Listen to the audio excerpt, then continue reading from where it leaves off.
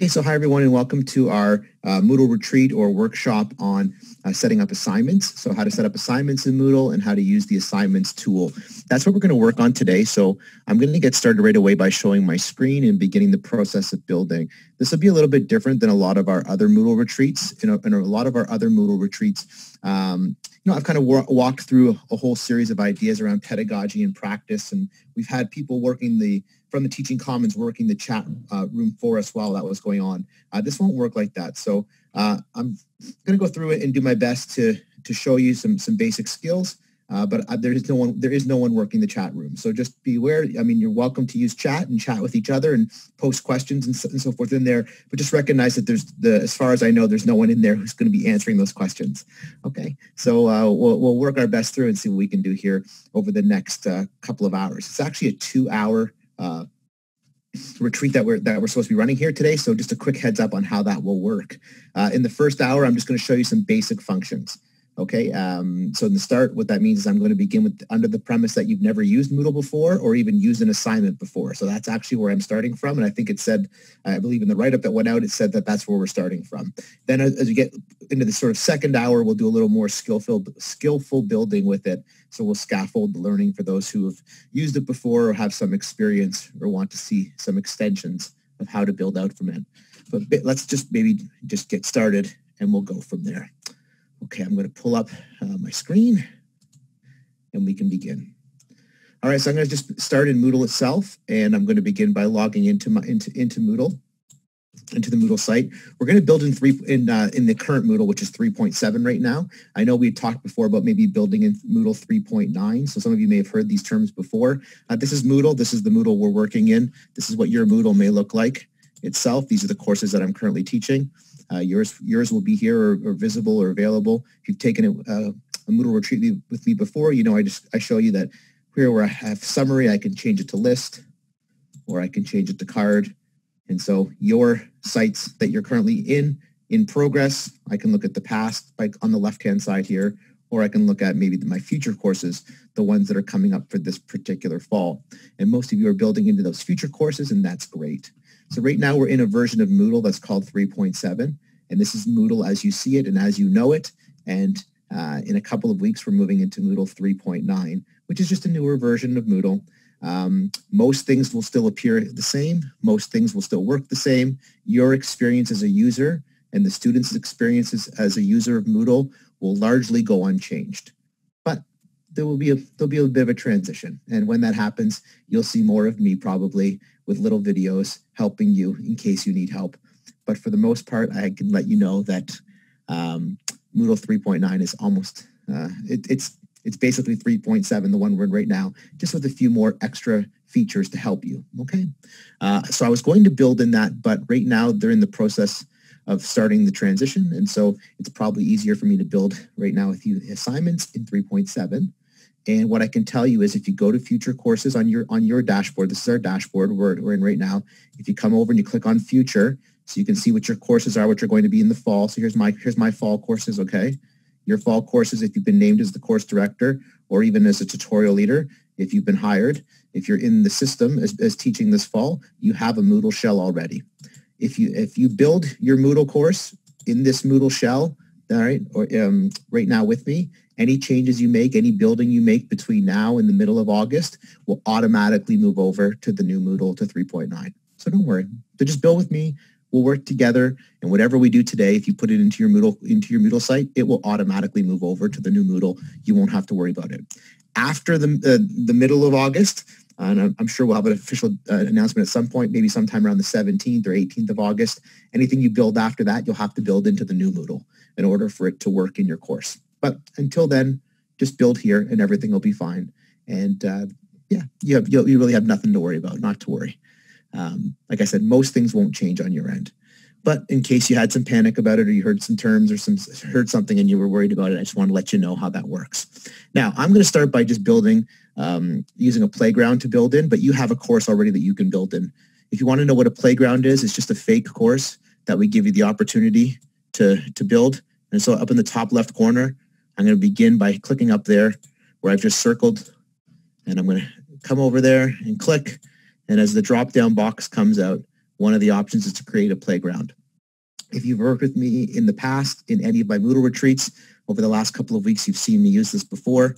Just click create a playground, and I'm going to call it what I want. So this one's going to be assignments retreat, but yours could just be whatever, humanities 1780. It could be social science 2490. It could be whatever philosophy 1955. Whatever course you're teaching, you want to create a fake version of it. You just click create my playground course, and off we go.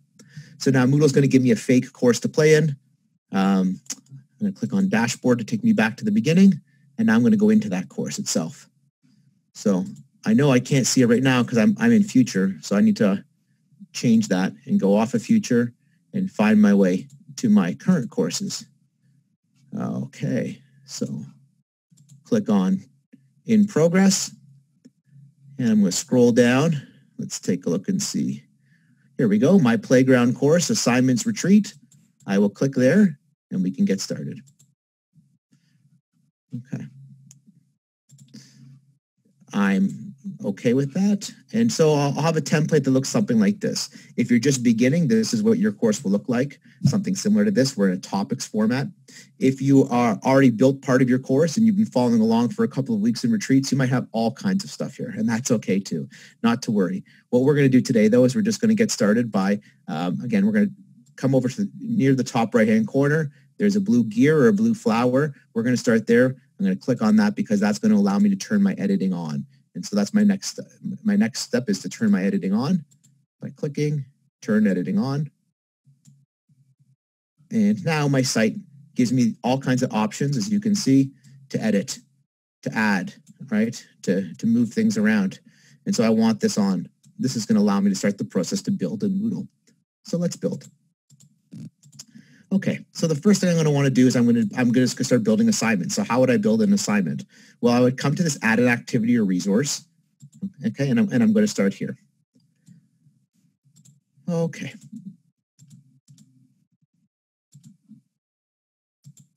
When I click add an activity or resource, I get a drop-down box that gives me two types of possibilities. The first are activities, which we see at the top, activities. Okay, and anytime we add an activity to our Moodle site, it's actually going to populate something into our grade book, just something to be aware of. Okay, so we always have to be aware of that. And if I scroll down to the bottom, we'll see the other option is resources. So I can add a resource. Today, we're going to deal with activities because we're going to deal with assignments. But I mean, in future, we might come and do some work together where we look at resources, adding a book, a file, a folder, a label, a page, a URL. These are all helpful resources that we can give to our students. Okay, we want to populate or add something to our Moodle site, maybe to help with the design, to keep it clear, to keep it organized, to keep it accessible. These are great for sorting and for displaying to our students. But I'm going to scroll back up because we're dealing with assignments today. And an assignment is right near the top. It's one of our first activities. Now, when we move to Moodle 3.9, what I can tell you is this box right here, this whole box right here, it's going to look a little bit different. It's going to look a little bit like your phone. So when you open up your phone and you have a bunch of icons on your phone, a bunch of apps that you want to sort of maybe open up and press on, that's what this is going to look like. So you'll see a bunch of buttons that look like this, almost like your phone. And one of them will say assignment, and one of them will, right? And one of them will say chat, and one of them will say choice, right? So instead of just being in a list format like this, these will actually just be over here. They'll just be as buttons for you to press on. That's really one of the big differences visually, but it's exactly the same thing. So in your new course in 3.9, whenever we end up there, you'll click on add an activity or resource. This big box will open up.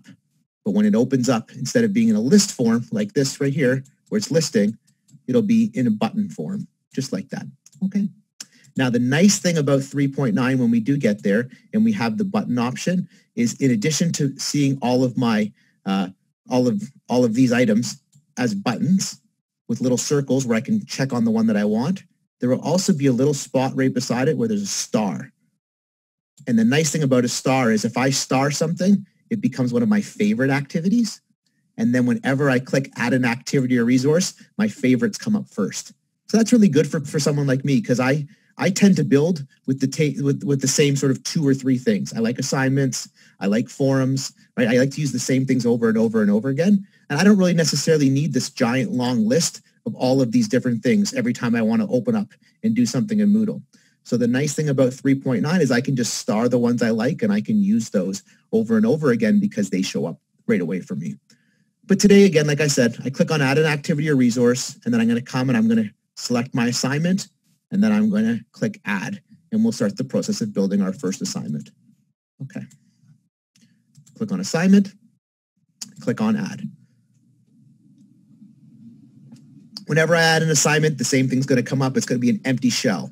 Now, I use the word shell, but basically what it's going to ask me to do is create a container. I'm going to put the parameters that I want for the assignment. I'm going to put the name. I'm going to put the description. I'm going to decide how I want it to deal in terms of grading and due dates. All of this information goes into this first part here. Okay, and so we're going to create this shell, and then our students will come back and access it using Moodle itself. When they come to the course, they'll click on the assignment button once which we're building right now, and then they'll deposit their assignments here, however that is or however that works. So usually for assignments, we'll do a couple things here. You'll probably do something like maybe a journal, maybe a completion task, maybe you have them create a PowerPoint, maybe you have them create a video, maybe you have them create some type of something aesthetic, maybe they build something on a web page somewhere, maybe they just write something for you. All reasonable. Maybe they create a podcast. I'm trying to think of some of the different assignments that I've seen recently. I would say you can use assignments for any task you ask your students to do other than a test or quiz. Okay, we have a separate button for that, and we'll do that in next week's retreat, or for an essay. Okay, because usually if we ask our students to write an essay, instead of using the assignments activity, which is what we're doing right now, you'll probably want to use Turnitin. I'm just assuming. Okay, so now if you don't want to use Turnitin at all, then great. Just use assignments and just keep doing what we're doing now, but instead make it an essay instead of a different type of assignment, which I'm going to show you right now. But a little later today, I will walk you through how to use Turnitin, usually for essays in laps. Most courses tend to use Turnitin. So that's what I'm saying. So if it's not an essay, you're probably going to use assignment. If it's not a test, then it's not an essay. Everything else kind of tends to fall into here. Now, all types of other tools we can use, we can do it all here. So let's just do that today. That's what we'll focus on. Okay, so how do I build? Well, the first thing is you have to give your assignment a name. So I'm going to call this one the 3-pronged approach assignment because that's the fake assignment I'm using. So 3-pronged approach assignment. And this is for my students who will have, at this point in time, completed part of their course and they need to turn in their task. Let me show you what I mean before I go any farther so that it makes sense to you. I'm going to open up Moodle again. I'm going to go to one of my past courses because this is where I'm borrowing this particular assignment from. And where did we go here? So here's a course I taught a couple years ago on media, culture, and society. And so in the first module of the course, okay, here's module 1. This is where my students currently are. Let's pretend. Okay, well, let's scroll down and take a look at what this what they're asked to do in this first module. So in the first module of the course, here we go. This is the assignment my students are going to complete. They're going to complete this 3-pronged approach assignment. They're going to submit this 3-pronged approach assignment, and I'm even providing for them the rubric on how they're going to be evaluated from the 3-pronged approach assignment. What we're going to do right now, I'm going to show you how to do is how to build this part right here, the assignment Dropbox, where the students actually complete the assignment and submit it. And you'll see this falls nicely in line with the objectives, right? We always want our assignments and our objectives to be harmonious. If we're asking our students to complete an assignment, that assignment should help to fulfill one of the objectives of that particular module or that particular topic or the course as a whole. We shouldn't just be creating assignments for our students for the sake of filling time, especially in online teaching and learning. There should be a direct connection between the assignment, the task that the student is doing, and the learning objective that it fulfills in the process. So in these objectives, as you'll see for this module, students will be able to use the 3-pronged approach, right? And this is it's one of the multiple approaches to the study of media that we're working on. Okay, so I want my students to be able to do this, and the way that they're going to do it actually is going to ask them to execute the who benefit questions in the media who's. So I've created an assignment that specifically deals with the objectives of this specific module. And your learning should look largely the same way. If it's a test at the end of a unit, that's great. The unit test covers all the material that you learned during the unit. If it's an essay that they turn at the end of term, great. That essay should be cumulative, drawing on all of the sources that you've worked on throughout the entire term. This is the same process when we create any types of assignments. What we want our students to be doing is we want them to be consolidating their learning.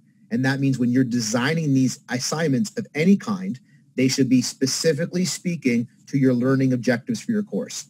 If your course doesn't have learning objectives, then that's where you should be going to start as you plan for the fall. And there are lots of resources for that on the Teaching Commons website, okay, teachingcommons.yorku.ca, or on the Going Digital website. And if you've been to any of my retreats, you've seen this site. I spend a lot of time on here, okay? So you should have learning objectives for your course, and you should be designing assignments that speak directly to your learning objectives. It's extremely important from a pedagogical standpoint. Okay, let's go back now to creating the assignment itself.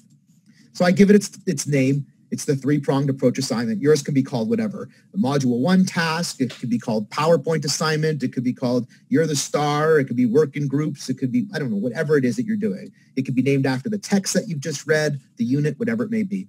And then the description. Now, again, if you've worked with me before, you know that I love when I get to see this box, right? Because it means that I have the opportunity to do a variety of things in providing information to my students. I'm going to type directly into this box right now, and I'm going to click here to turn the description on so my students will see it. Because whatever I put in this box, my students will see on the Moodle page itself. But I also know that because I have this toolbar in front of me, that I have other options. I can record a video of myself speaking. I can record audio of myself speaking, or I can upload video, upload image, or link to an external web page or file. So these are all important additions that I can make to the assignment that I give to my students. And what I would say is we want to try and make use of as many of those as possible. So let's talk about how we do that. And let me show you how we do that. So for starters, I'm going to say in the description, right, this is the description box. I'm going to turn my description on by clicking the checkbox so students will see it. And I'm going to say what this assignment is and or what students do. So I will write students, pardon me, did not mean to turn my code on.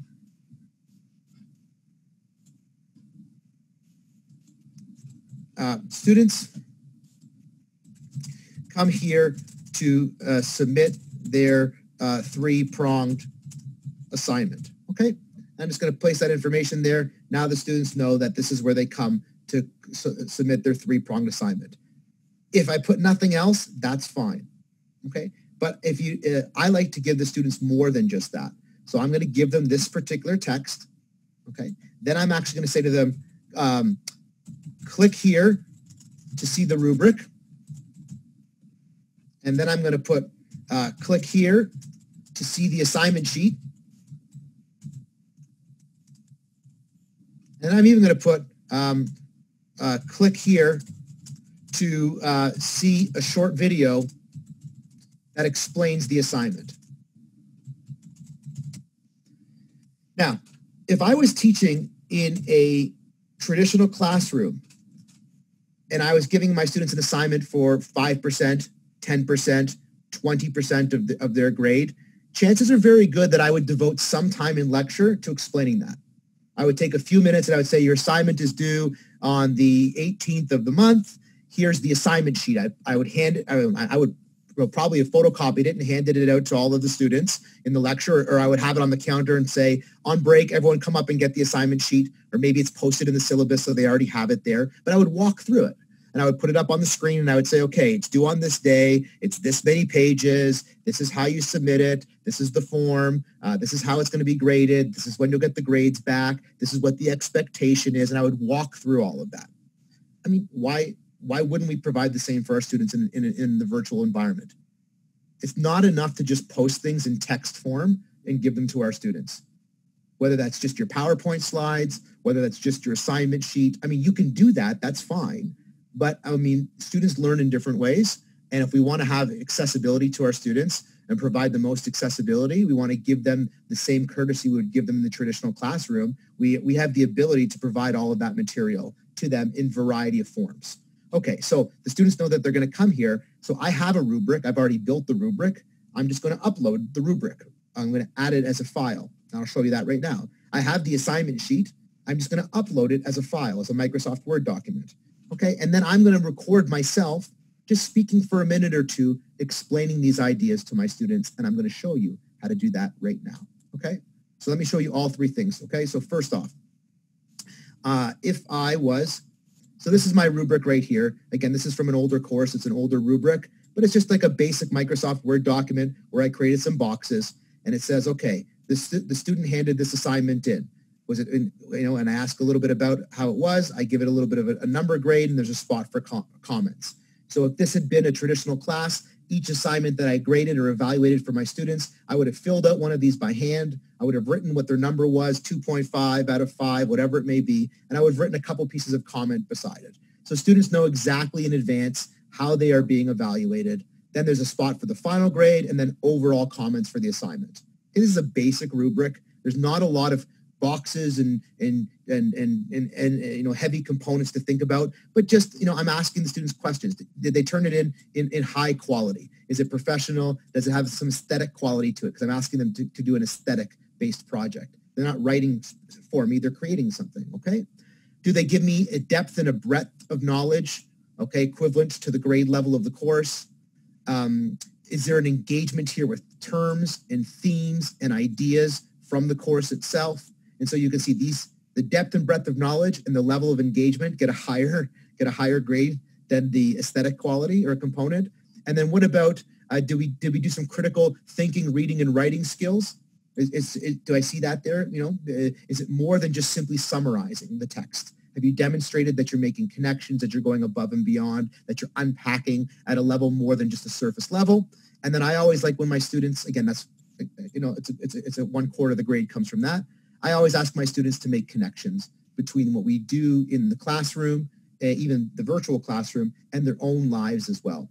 Because I think that that's when real learning happens. When students can make a connection to the material into their own life, then they take that information and they move it from short-term memory to long-term memory. Well, that's what we know about brain research. If you want to move something from short-term memory to long-term memory, if you want to switch it across the brain, right, and you want it to stay there and be more than just something they memorize for the test, then what they have to do is make a connection to something in their real life.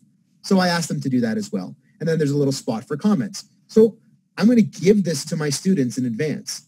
And this is, as you can see, that I've saved this as a PDF from many years ago, but it began as a Microsoft Word document. Either way, whether it's a PDF or whether it's a Word document, the process of putting it onto Moodle is exactly the same. So let's go do that. Let's come back to my Moodle site where I was. And here's the assignment that we were working on. And I said, click here to see the rubric. Great. So now I want to upload that rubric. So to do that, I'm going to click on this link button right here. Okay. Or I can come down to here to where it says additional files, and I can upload it right here. There are two different ways to do this. Because I've put the text in the box, I'm going to use this version because I want the link to appear in the box itself. If I come down and add it as additional files, that's fine. I'm just going to change the words up here. Instead of saying click here to see the rubric, I might just say the rubric is attached. And then the students will be able, when they open the assignment, they'll be able to open the rubric. But I've just put the wording that I want it directly in the description. And you can choose which one you like. Either one is fine. You can put it in the description itself, in which case you'll use this link button right here. Okay. Or if you want, you can upload the file right over here by clicking on this piece of paper. And then you might just change the language to say, see the attached rubric. Either one is fine. In both cases, when I click the button, it takes me to the same type of place. It's just a matter of where it's going to put that file for the students to access. So if I click on the link button, it's going to give me this create a link. And the next thing I need to do, though, is I need to browse my repositories. Okay. So I click on browse repositories, and it brings me to upload a file. Okay. If I came down here and clicked this additional file spot in that piece of paper, it's going to take me to the same spot where I get to start by uploading a file. So now I'm going to browse to upload a file. Now I know that I have this file on my desktop. So I have to find my desktop. And then here is my, oh, I don't have it saved. give me 1 second so I can, I would have it in my downloads then. Download, there we go, Dr. Gennaro's aesthetic assignment rubric. I pick the file I want, that's the file. I click open. I have to adjust the copyright status. Since I've designed it, I own the copyright to it. It's my intellectual property. I hold the copyright. I scroll down. I click upload this file, and there it is. There is my rubric for my students. So click here to see the rubric, and there's a big long link. If you don't like that big long link and you want to make it clean, you can do that too. You can leave it just like this, but let's say, you know what, I don't like it. That's too messy. What do I do? For those of you who want to, you just highlight it. You cut it. Where it says click here to see the rubric, you highlight click here. You highlight the link button and you paste the link in there and create the link. And now the link will also be there. Okay. But you don't have to, you can have just the long link like that. That's also fine. I'm going to continue the same process for the assignment sheet as well. I would do the exact same thing for the assignment sheet, but just real first, I want to show you what if I did it the other way. So we did this way by using the link, but what if I did it a different way? What if instead I said, you know what, I want to just have it attached. And can I just attach it like that? Absolutely. We can come down to additional files and we can attach it right here. Let's just do the same thing right there. Okay, and I'll show you what that looks like. So I come on down, I click on this piece of paper right here, and it's going to take me to the same spot where I get to see my file picker. So I click upload a file. I scroll down, I click browse. There it is. There's the rubric that I want to attach. That's the file I want. I click on open. I select the copyright status, which is mine. I click upload this file, and now there's the file right there. So I see that it's going to be attached to the assignment for the students itself. And then if I want to do the same thing for my assignment sheet, I just do the same thing. So hold on a second, I'll show you what the assignment sheet looks like. Here's the assignment sheet here from this particular assignment back from a couple years ago. And the assignment sheet is Microsoft Word document, ask them to fill in some information, and then it's going to ask them to create a video and to submit this sheet with the video, and then tells them that they're being evaluated based on the rubric, and to get in touch with the course director if there are any questions or concerns. Great. So I know that I have this assignment sheet. Now I'm just going to upload that to my assignment as well. And it's exactly the same process. I come into my text box and I click on my link button. I click on browse repositories. I click on upload a file. I browse. Here's my task. There's my media task assignment sheet. I click on open.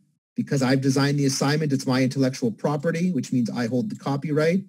I click upload, and there it is with that link as well, just ready to go for my students. Again, if I didn't want that link, I could copy it or I could cut it. I could come to where it says click here, highlight click here, move up to where the link button is, click the link button, paste that link, and create it, and now it would exist as a link here. So I could, if I wanted to at this point, take that out and have it just as a more clean look if that was my desire. But I'll put it back in for now. And now, again, that's one way to do it. The other way is I could just upload it so it's an attached document. And to do that, again, click on the paper button, click upload a file, click on browse, pick the assignment I want, open that assignment. I hold the copyright material to it and upload that file. And now I see that it's been attached as well. So now I've got my quick description for my students. Oh, you're not seeing that because I've moved. Is that what's happened here?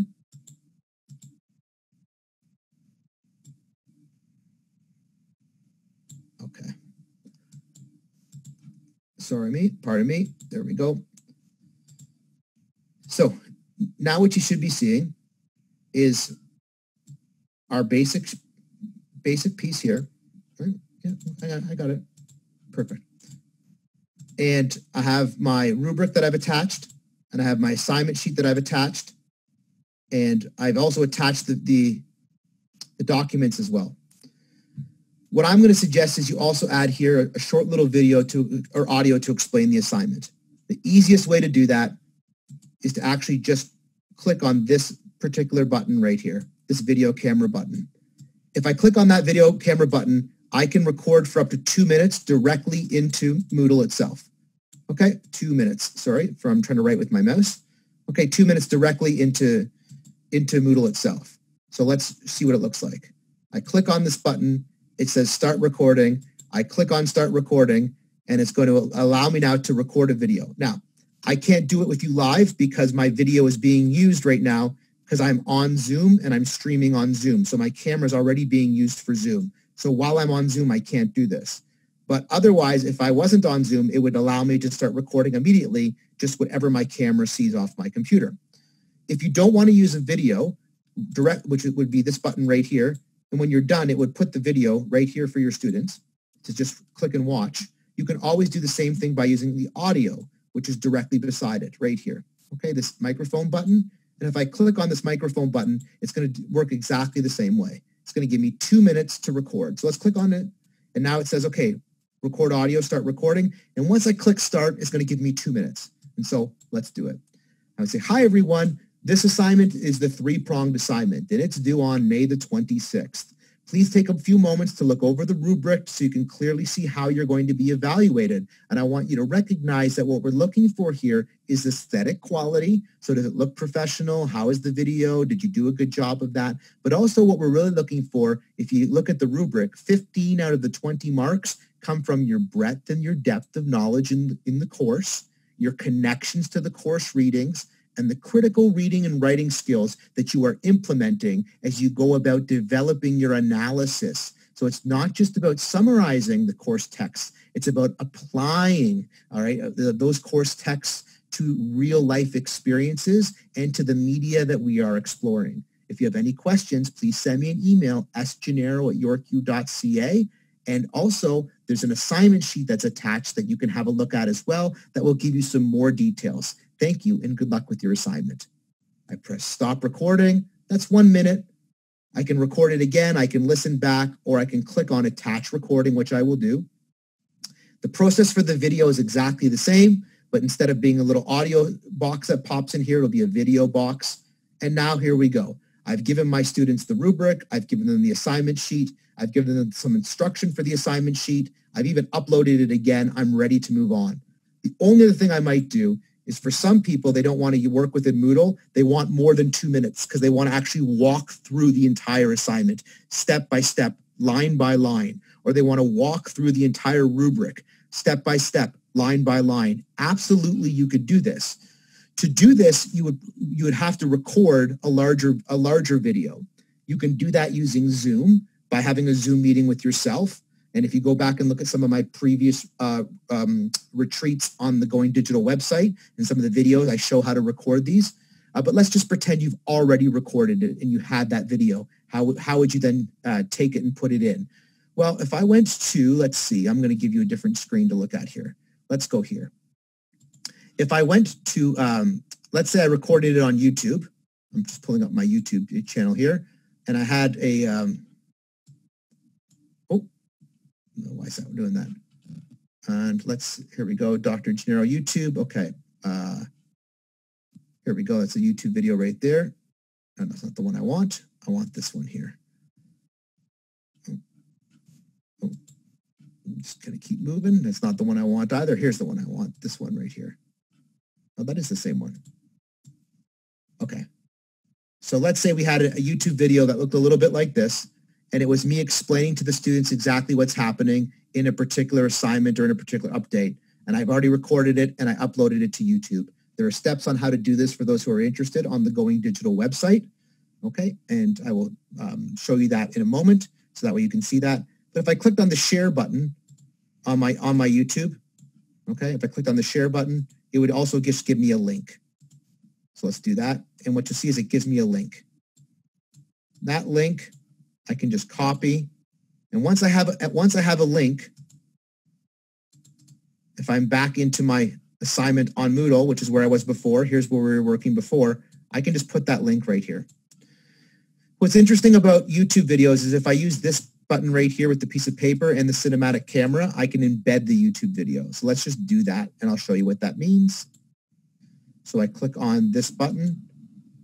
It allows me to paste the link that I just copied from YouTube, insert that, and now it shows that I have a link here as well. So when my students come to see this, They will have the rubric, they will have the assignment sheet, they will have the audio that explains it. I've even given them a video as well. And again, if you say, well, Steve, I don't even know how to do any of that, what does that even mean? On the Going Digital website, if you scroll on down to where we get to training videos and you click on training videos and you scroll on down, what you'll see is, I think it was session 5 from last week, which isn't up yet, but will be up shortly. I go over how to record a YouTube video, how to record a Zoom meeting by yourself. So you could definitely do that. Or if you scroll on down through some of the earlier retreats, we scroll all the way down to June.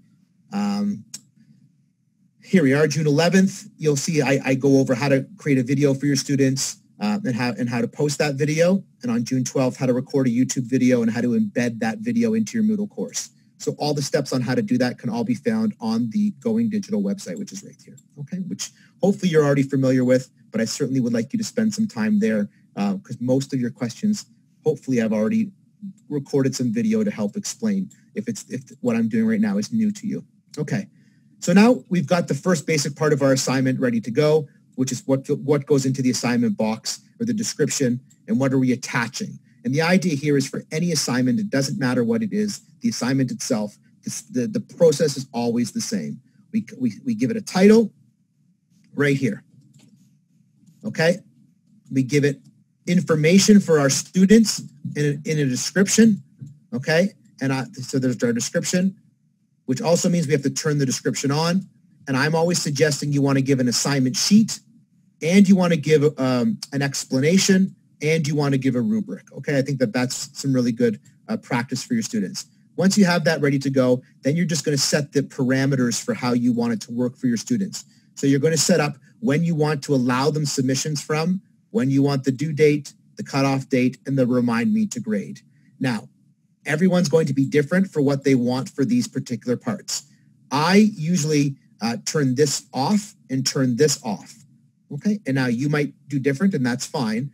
I'm just going to turn them off because I don't generally get reminders to grade because I have my own scheduling system that lets me know. And I also don't normally have a cutoff date for when I will no longer accept submissions. I allow my students to submit anything until the end of term for a partial grade.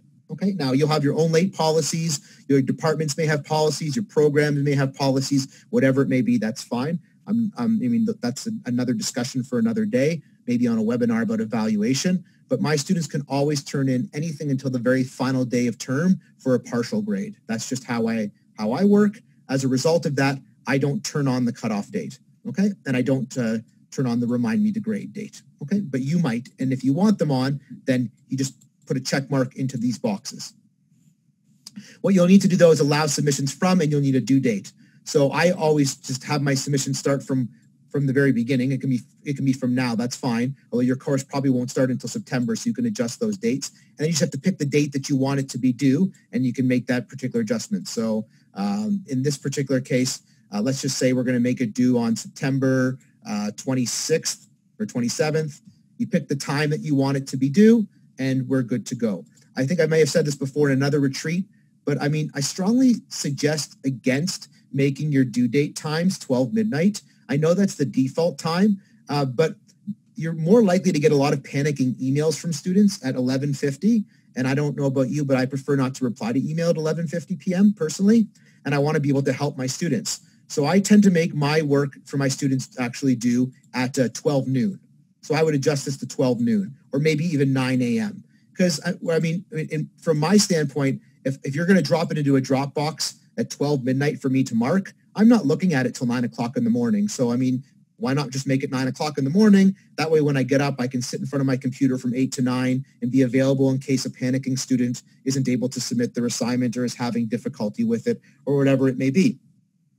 At the same time, I mean, if the student is going to work all night to submit it by 9 a.m. and that gives them 9 extra hours, okay. I mean, I try to make it do a little bit later in the morning. So that way, I mean, if they can go to sleep, I try to encourage sleep for my students. But I mean, it's really up to you. You do what you like. As an instructor, you have the freedom to do what you like. I just find that from a workload standpoint, as an instructor, 12 midnight is very inconvenient for me as an evaluator and to be available for my students. And it's troublesome for my students as well because they end up staying up way to the wee hours pushing against this particular deadline. And I think it's just more arbitrary and doesn't really have a pedagogical purpose for being midnight. However, that's that. So that's the availability component. So now we finished the description and we finished the availability. You need to set up the submissions and the due date. Okay, let's keep moving. I'm going to scroll on down. So if I look at submission types now you have to decide how you want your students to submit their assignments. Do you want them to submit files?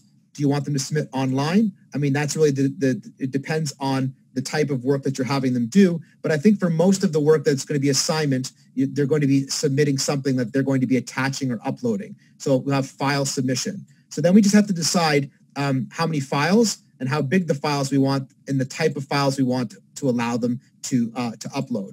So we'll just click along here. I usually limit the number of files that they can upload. Usually it's one, like students have to upload one file because they're just doing one thing. But if you're having them do 2 things or 3 things, maybe you want to have them upload 2 or 3 separate files. I mean, whatever you like. You always want to make sure that you're at the maximum upload limit. So that way, I mean, if they're uploading 1 Microsoft Word document, this is going to be fine, 100 megabytes. If they're uploading 2 PDF documents, this is going to be fine, this type of limit. So, I mean, you should be fine if you're just having them upload basic files itself. Well, you say, well, but Steve, I'm having them do a collage. How do I have them upload a collage? So they can take a picture of that collage with their cell phone and upload the picture. They could maybe create well, what about if you have them do a YouTube video? Then what? Well, if I have my students do a YouTube video, I have them upload for me a Microsoft Word document and just paste the link to the YouTube video inside the Microsoft Word document. This is a lot easier than having them upload a video, which takes a lot of bandwidth and is difficult for the student. Moodle doesn't often support it well enough to start. And then second, the student has a lot of trouble, again, thinking about accessibility. Those are massive bandwidths for them to upload videos. So that's just another thing to think about. If you want to be specific about the type of file you want them to use, I never use this, but let's say you only want Microsoft Word documents, you only want an Excel spreadsheet, you only want a PowerPoint. You can just choose this button here, and then it will tell you, you can then specifically choose which documents students can or can't upload, right? If you click on it, it says which ones they can, all types, just audio, what about HTML, what images, presentation, video. I mean, there's so many choices here. I mean, I don't use it, but you might, and that's okay. Scrolling on down then, we get to feedback. So here you have to start to think about how you're going to do your own grading. There are a couple options. This will allow you to work directly onto Moodle. Here you could do your grading off of Moodle entirely and then just put your grades in. And same here, you might do some feedback components to it. I mark with rubrics, so I normally turn these off and just keep feedback comments. But you can use any of these options, and they're all valuable. And if you're not sure which one is which or which one you want to use, just click on the question mark and it will tell you what it offers, and you can decide what's in your best interest, again, based on the particular type of assignment that you're going to do. If you want to mark directly in Moodle itself, then you'll probably use something like feedback comments or annotate PDF. If you want to mark outside of Moodle, where you download to your own computer and then either print or work off your own computer and then upload your comments and your grades afterwards, then you'll probably work with feedback files or offline grading worksheet. Again, these are just basic guidelines. Every course is going to be different. Every assignment is going to be different. I'm just giving you some basic guidelines to get you started, okay? I'm going to put feedback comments, and I'm not going to comment in line. Okay, submission settings. Do you want your students to click before they submit? So that when they're ready to go and they click submit, it says, they have to actually click this button. Do you want them to actually have to accept a statement that says, yes, I'm aware that I'm submitting? And do you want to allow them to reopen it once they've submitted to you? So they can submit it, but then they can go back and fix it and change it and submit it again. Again, these are all personal choices. I have them all turned off, but you can have them all turned on if you find that is helpful for you. And again, anytime you're going through here, you're like, I don't know what this means. If you just click on this little question mark button beside, it will actually give you a description of what that button offers for you, right?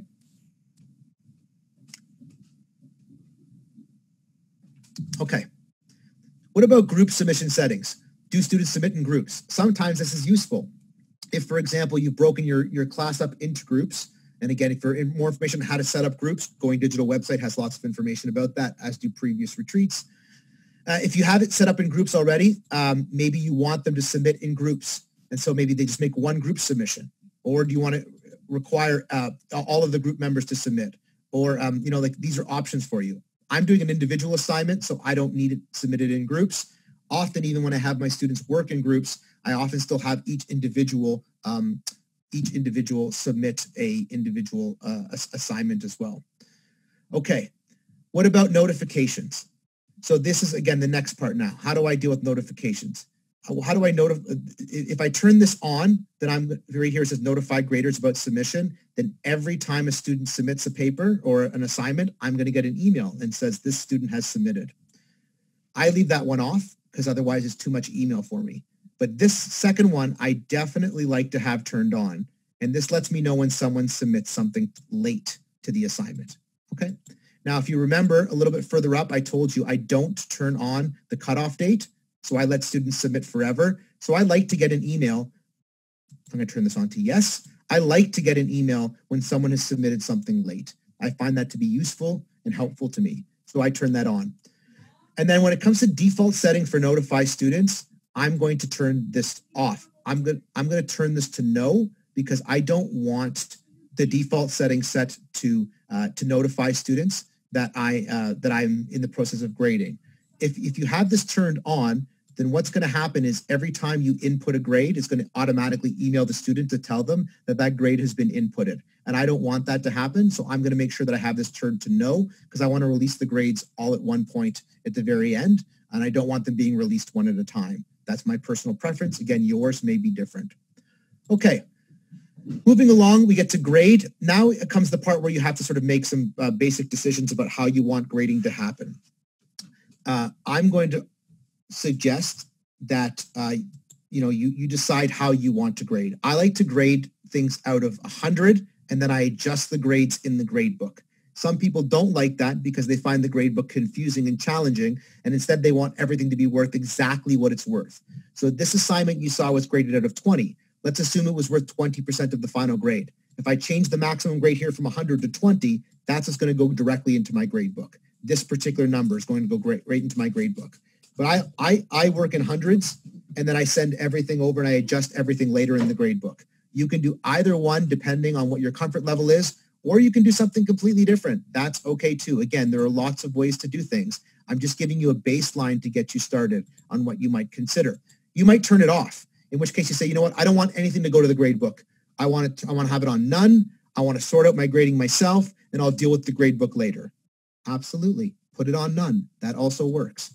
Or, but if you put it on point, which is the default is it's going to be graded out of 100. You can adjust that to grade it out of 5, to grade it out of 10, to grade it out of 20, to grade it out of whatever you like. Okay. But where it says grading method, okay, I'm going to work with rubric.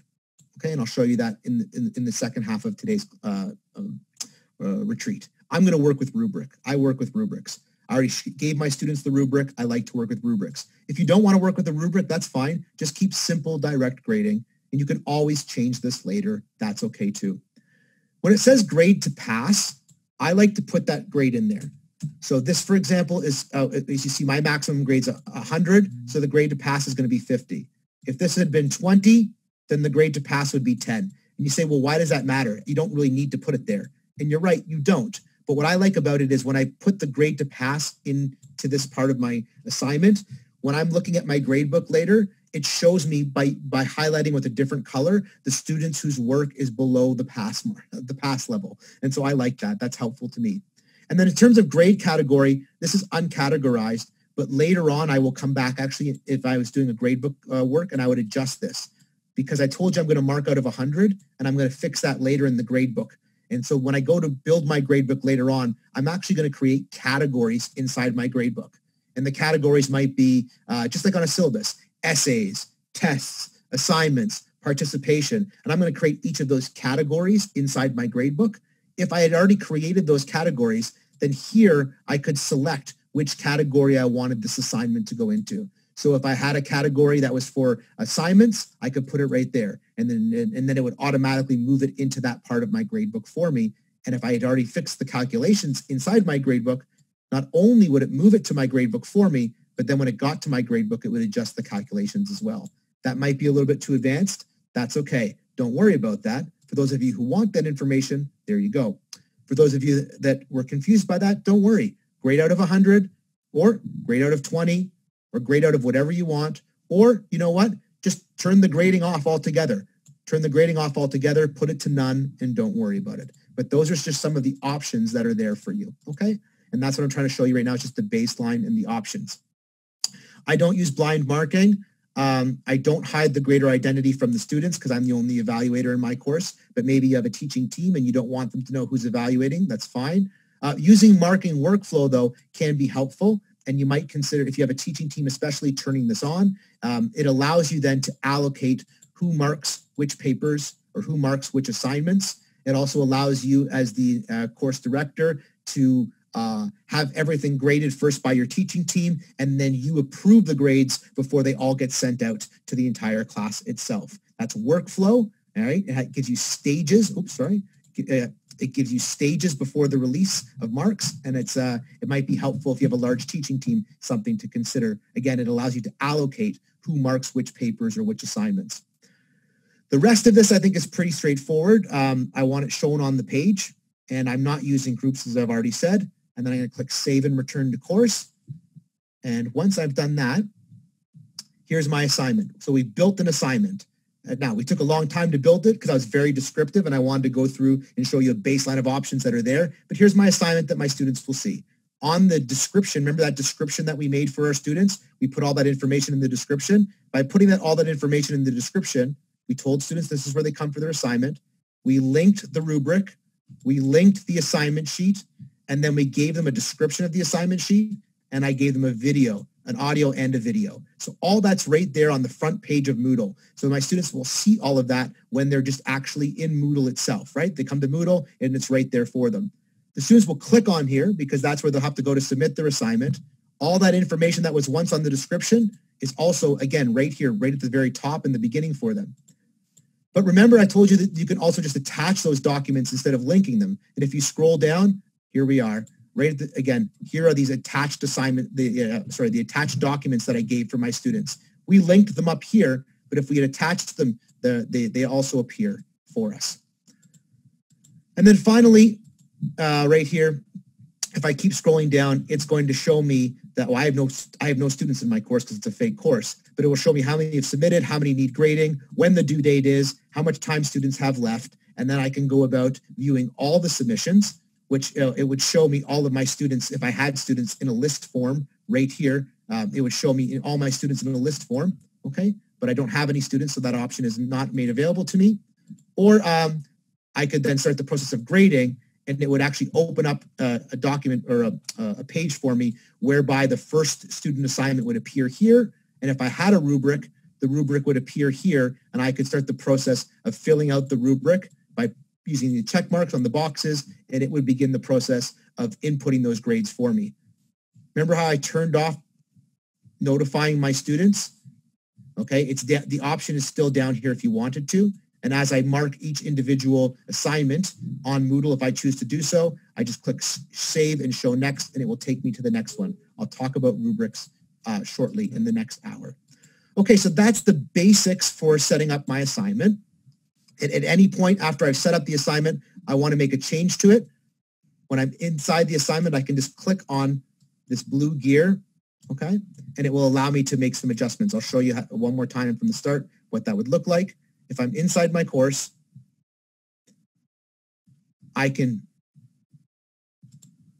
edit right here, or I can click on the assignment itself,